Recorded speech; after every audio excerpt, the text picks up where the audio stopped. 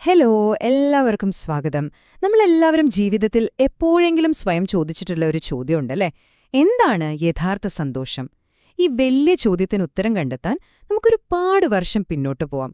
1952 പ്രസിദ്ധീകരിച്ചൊരു ലേഖനത്തിലെ അറിവുപയോഗിച്ച് നമുക്കൊന്ന് ശ്രമിച്ചു നോക്കാം. അപ്പൊ നമുക്ക് ഈ ചോദ്യത്തിൽ നിന്ന് തന്നെ തുടങ്ങാം അല്ലേ?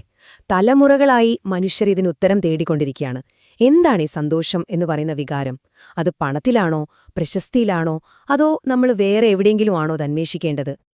പക്ഷേ ഈ സന്തോഷം തേടിയിറങ്ങുന്നതിനു മുമ്പ് നമ്മൾ സാധാരണയായി പോകുന്ന ചില തെറ്റായ വഴികളുണ്ട്. അതൊന്ന് മനസ്സിലാക്കേണ്ടത് വളരെ അത്യാവശ്യമാണ്. സന്തോഷത്തെക്കുറിച്ചുള്ള നമ്മുടെ ഏറ്റവും വലിയ ചില തെറ്റിദ്ധാരണകളെ നമുക്ക് ആദ്യമൊന്ന് പൊളിച്ചെഴുതാം.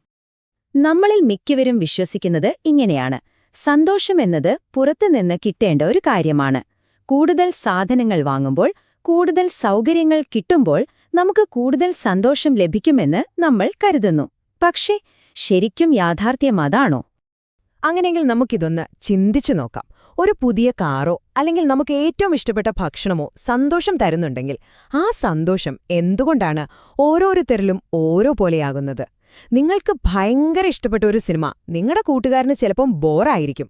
അപ്പൊ പിന്നെ എങ്ങനെയാ സന്തോഷം ആ സിനിമയിലിരിക്കുന്നത്? ഇതൊന്ന് നോക്കിയേ.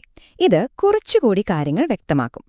ഒരു ലഹരിക്ക് അടിമയായ ഒരാൾക്ക് ആ ലഹരി വസ്തു ഒരുതരം ആനന്ദം നൽകുന്നു. എന്നാൽ അതേ സാധനം മറ്റൊരാൾക്ക് വെറുമൊരു വിഷമാണ്, അല്ലേ? ഇതിൽ നിന്ന് ഒരു കാര്യം ക്രിസ്റ്റൽ ക്ലിയർ ആണ്: സന്തോഷം ഒരിക്കലും ഒരു വസ്തുവിലല്ല ഇരിക്കുന്നത്. അത് അനുഭവിക്കുന്ന നമ്മുടെ മനസ്സിന്റെ അവസ്ഥയെ ആശ്രയിച്ചാണിരിക്കുന്നത്. അപ്പൊ പിന്നെ ചോദ്യം ഇതാണ്: സന്തോഷം പുറത്തല്ലെങ്കിൽ പിന്നെവിടെയാണ്? ഇനിയാണ് നമ്മൾ നമ്മുടെ നോട്ടം പുറത്തുനിന്ന് അകത്തേക്ക് തിരിക്കേണ്ടത്. കാരണം യഥാർത്ഥ സന്തോഷത്തിന്റെ ഉറവിടം നമ്മുടെ ഉള്ളിൽ തന്നെയാണ്. അപ്പോ എന്താണ് ഈ യഥാർത്ഥ സന്തോഷം? ഈ ലേഖനം പറയുന്നത് അത് കടയിൽ നിന്നു പൈസ കൊടുത്തു വാങ്ങാൻ പറ്റുന്ന ഒരു സാധനമല്ല, മറിച്ച് അതൊരു ദൈവികമായ ഗുണമാണ്. വെറും ശാരീരിക സുഖത്തിനപ്പുറം നമ്മുടെ ആത്മാവിൽ നിന്ന് തന്നെ വരുന്ന ആഴത്തിലുള്ള ഒരു ആനന്ദമാണ് യഥാർത്ഥ സന്തോഷം. ഈ ഒരു ഉപമ കേട്ടു നോക്കൂ. എന്തു മനോഹരമാണെന്നോ!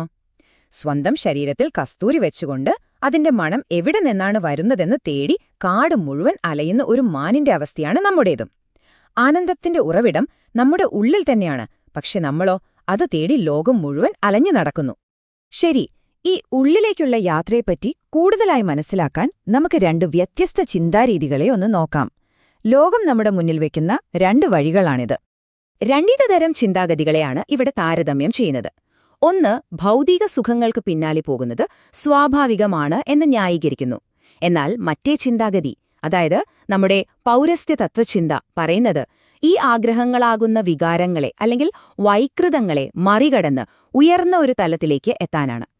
ഒന്ന് ഭൗതികതയിൽ തുടങ്ങി അവിടെ തന്നെ അവസാനിക്കുന്നു. മറ്റേതോ ഭൗതികതയെ ഒരു പടി മാത്രമായി കണ്ട് അവിടെ നിന്ന് ആത്മീയമായ ഒരു യാത്ര തുടങ്ങുന്നു. ഭൗതികമായ കാര്യങ്ങൾക്ക് പിന്നാലെ ഇങ്ങനെ ഓടുന്നത് ഒരു തരം കെണി പോലെയാണ്, ഒരു മായാവലയം. അത് നമ്മളെ വീണ്ടും വീണ്ടും ഒരേ ചക്രത്തിൽ ഓടാൻ പ്രേരിപ്പിക്കും. നമ്മൾ കൂടുതൽ നേടും തോറും കൂടുതൽ ആഗ്രഹിക്കും. ഇത് യഥാർത്ഥ ആനന്ദത്തിൽ നിന്ന് നമ്മളെ അകറ്റി അവസാനം ആത്മീയമായ ഒരു തകർച്ചയിലേക്ക് കൊണ്ടെത്തിച്ചേക്കാം. അപ്പോ സന്തോഷം ഉള്ളിലാണെന്ന് നമുക്ക് മനസ്സിലായി. ഇനിയിപ്പോ അതെങ്ങനെ ജീവിതത്തിൽ കൊണ്ടുവരാം? അതിന് നമ്മളെ സഹായിക്കുന്ന ചില ഗുണങ്ങളെയും പ്രവൃത്തികളെയും കുറിച്ച് നമുക്ക് മനസ്സിലാക്കാം. യഥാർത്ഥ സന്തോഷത്തിലേക്കുള്ള വഴി എന്താണ്? ഈ ലേഖനം 3 പ്രധാനപ്പെട്ട കാര്യങ്ങളെക്കുറിച്ചാണ് പറയുന്നത്. ഒന്നാമത്തേത് ത്യാഗത്തിൽ അധിഷ്ഠിതമായ സ്നേഹം. രണ്ടാമത്തേത് പ്രതികാര ചിന്തയെ ഇല്ലാതാക്കി നമുക്ക് സമാധാനം നൽകുന്ന ക്ഷമ. മൂന്നാമത്തേത് നമ്മൾ ചെയ്യുന്ന നല്ല പ്രവൃത്തികളിലൂടെ, അതായത് സത്കർമ്മങ്ങളിലൂടെ നമ്മുടെ മുഖത്ത് സ്വാഭാവികമായി വരുന്ന ആ തേജസ്. ഇവയാണ് യഥാർത്ഥ സന്തോഷത്തിന്റെ അടിത്തറ. ഇനി നമുക്ക് ആന്തരിക സമാധാനം കിട്ടാനുള്ള ഏറ്റവും പ്രധാനപ്പെട്ടതും പ്രായോഗികവുമായ ഒരു ഗുണത്തിലേക്ക് വരാം: സംതൃപ്തി. ഈ സംതൃപ്തിയുടെ ശക്തി മനസ്സിലാക്കാൻ ഒരു ചെറിയ കഥയുണ്ട്. ഒരേ ഭാരമുള്ള പഴക്കുടകളുമായി പോകുന്ന 2 സഹോദരിമാർ. ഒരാൾക്ക് ആ ഭാരം താങ്ങാൻ പറ്റുന്നില്ല, പക്ഷെ മറ്റൊരാൾ വളരെ സന്തോഷത്തോടെ കൂളായി നടന്നു പോകുന്നു. എന്തായിരിക്കും അതിന് കാരണം? ഇതാണ് ആ കഥയുടെ ക്ലൈമാക്സ്. ഇളയ സഹോദരിയുടെ കുട്ടയിൽ സംതൃപ്തി എന്നൊരു പ്രത്യേക പഴമുണ്ടായിരുന്നു.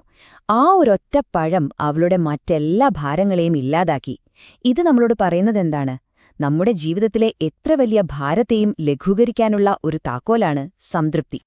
പക്ഷേ ഒരു കാര്യം നമ്മൾ തെറ്റിദ്ധരിക്കരുത്. സംതൃപ്തി എന്നുവെച്ചാൽ വെറുതെ ഇരിക്കുക എന്നല്ല അർത്ഥം. എനിക്കൊന്നും വേണ്ട എന്ന് പറഞ്ഞ് മടിയനായിരിക്കുന്നതല്ല അത്. മറിച്ച് പരാതികളോ നിരാശയോ ഇല്ലാതെ നമ്മുടെ ജോലികളും കർത്തവ്യങ്ങളും സന്തോഷത്തോടെയും സമാധാനത്തോടെയും ചെയ്യുന്നതിനെയാണ് യഥാർത്ഥ സംതൃപ്തിയെന്ന് പറയുന്നത്. ശരി, അപ്പം നമ്മൾ ഈ യാത്രയുടെ ഏതാണ്ട് അവസാന ഭാഗത്തേക്ക് എത്തിയിരിക്കുകയാണ്. ഇതുവരെ നമ്മൾ മനസ്സിലാക്കിയ കാര്യങ്ങളെല്ലാം ഒന്ന് ചേർത്തുവെച്ച് ആ വലിയ ചിത്രം ഒന്ന് കാണാൻ ശ്രമിക്കാം. ഇതൊരു ഭയങ്കര പവർഫുൾ ആയിട്ടുള്ള ചിന്തയാണ് കേട്ടോ. നമ്മളെല്ലാവരും ഈ പ്രപഞ്ചത്തിന്റെ അധിപന്റെ മക്കളാണെങ്കിൽ ഈ ലോകത്തിലെ ഏറ്റവും വലിയ സമ്പത്തിന് നമ്മൾ ഓരോരുത്തരും അവകാശികളാണ്. ആ സമ്പത്ത് പണമോ വസ്തുക്കളോ അല്ല, അത് ആത്മാവിന്റെ ആനന്ദമാണ്. അപ്പൊ നമ്മുടെ മുന്നിൽ 2 വഴികളാണുള്ളത്. ഒന്ന്, ജീവനില്ലാത്ത ഭൗതിക വസ്തുക്കൾക്ക് പിന്നാലെയോടി കുറച്ചു നേരത്തേക്ക് കിട്ടുന്ന സുഖം തേടുന്നത്. അത് അവസാനം നമ്മളെ ഒരുതരം ശൂന്യതയിലേക്കായിരിക്കും കൊണ്ടുപോവുക. മറ്റേ വഴി നമ്മുടെ ഉള്ളിലുള്ള ആത്മാവിന്റെ ആനന്ദം കണ്ടെത്തി എപ്പോഴും നിലനിൽക്കുന്ന സമാധാനവും തേജസ്സും നേടുന്നതാണ്.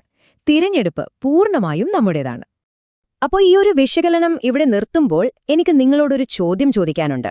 ഏറ്റവും വലിയ സന്തോഷം നിങ്ങളുടെ ഉള്ളിൽ തന്നെയാണ് ഇരിക്കുന്നതെങ്കിൽ ഇന്നു മുതൽ നിങ്ങളത് എവിടെയാണ് അന്വേഷിക്കാൻ പോകുന്നത്? ഈ പുറമേയുള്ള മായാലോകത്തോ അതോ നിങ്ങളുടെ ഉള്ളിന്റെ ഉള്ളിലെ ആ ശാന്തമായ ലോകത്തോ? ഉത്തരം കണ്ടെത്തേണ്ടത് നിങ്ങളാണ്.